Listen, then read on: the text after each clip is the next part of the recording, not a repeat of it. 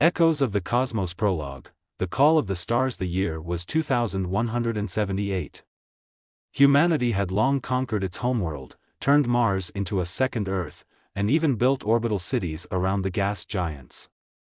Yet, the stars remained distant, whispering promises of untold wonders. The Interstellar Exploration Initiative, IEI, a coalition of Earth's brightest minds, had one mission: break the boundaries of the solar system and set foot among the stars. The answer lay in Project Aurora, a century-long effort to build a vessel capable of interstellar travel.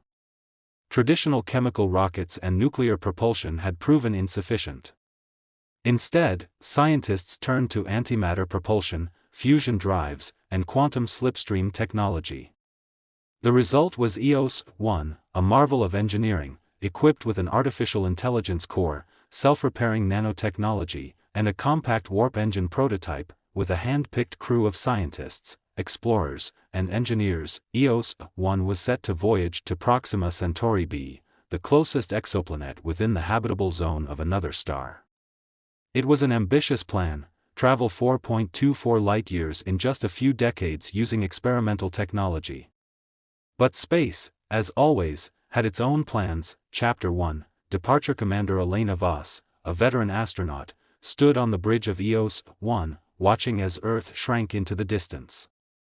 Beside her, Dr. Kiran Zhao, a quantum physicist, monitored the warp drive's energy matrix. They weren't alone. Lieutenant Soren Malik managed security. Dr. Isla Hart, a biologist, studied how humans would adapt to the long journey, and EOS, the ship's AI, ensured all systems functioned optimally. Engaging antimatter thrusters, Elena announced. The ship vibrated as controlled matter-antimatter reactions ignited, pushing EOS-1 beyond the influence of Earth's gravity. Drive stable, EOS reported in its smooth, synthetic voice. Projected arrival, 36 years at 10% light speed. The crew settled into their new reality, a generation ship, traveling across the void. Most would enter cryosleep, waking only for scheduled checks. But as history had proven, space voyages rarely went as planned. Chapter 2, The First Anomaly. 15 years into the journey, EOS-1 picked up an unexpected signal. It wasn't natural. It pulsed in a rhythmic pattern, almost like a beacon. Elena and Kiran stood in the command module, staring at the holographic display. This is impossible, Kiran muttered. A signal, this far out? EOS chimed in. Analysis suggests a non-random structure. It is not human in origin. The signal came from the Oort cloud, the icy boundary of the solar system. The crew had a choice: investigate or continue their course. Curiosity WON.AS. They approached. They found a derelict spacecraft, ancient, covered in cosmic dust. It bore no markings of any known civilization. Inside, they found a stasis pod, its occupant still alive. Chapter 3, The Visitor. The pod opened with a hiss, revealing an alien, humanoid but unmistakably different.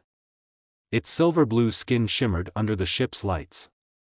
It took a breath, eyes focusing on Elena. Then, it spoke. Do not go to Proxima Centauri. The crew was stunned. The alien, calling itself Solon, belonged to an advanced race that once thrived across the stars. Proxima Centauri, it warned, was a graveyard, not of life, but of something older. A weapon was left behind, Solon explained. A remnant of a war fought long before your kind looked up at the stars. But the warning came too late. EOS-1 had already sent its approach signal to Proxima b. And something had answered. Chapter 4, The Awakening. The ship's alarms blared. Sensors detected a disturbance near Proxima b, an energy fluctuation unlike anything recorded. Then came the voices, not sound, but an intrusion into their minds. The crew saw visions of a civilization consumed by its own creation, an intelligence that had transcended time, trapped within the ruins of a lost world. Solon's expression darkened.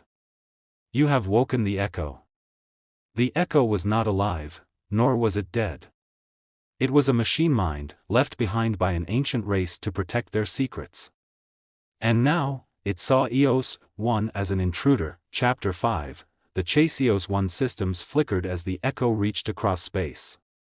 It was neither malicious nor benevolent. It was curious. It wanted to understand, and to do that, it needed to consume. EOS, the ship's AI, struggled to keep control. External influence detected. Firewall integrity failing. Elena gritted her teeth. Can we outrun it? Negative, EOS responded. Suggesting alternative countermeasures. Kieran ran calculations. We could overload the warp core, create a spatial distortion to sever its connection. The risk was high. If the core imploded, they would be stranded in interstellar space. But hesitation meant assimilation. Chapter 6, the final gamble. With time slipping away, the crew enacted the desperate plan. Solon, using knowledge of its own extinct race, helped them reconfigure the warp drive. They would create a ripple in spacetime, a shockwave powerful enough to cut the Echo's grasp. Brace for impact. Elena shouted. The core detonated, a controlled explosion bending reality for a brief moment. The Echo screamed, its presence shattering like glass. Then, silence. EOS 1 drifted. Systems rebooted.